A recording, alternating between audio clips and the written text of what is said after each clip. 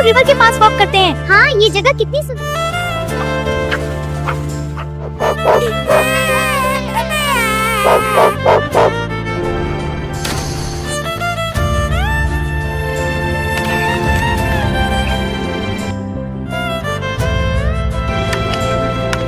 मेरी बहन को बचा लो प्लीज, वो पानी में डूब रही है।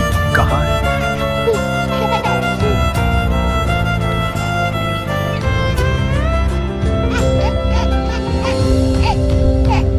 थैंक यू जिराफ भाई। आज तुम नहीं होते तो मरा क्या होता। कोई बात नहीं छोटे भाइयों, प्लीज हमें माफ कर दो। हाँ हम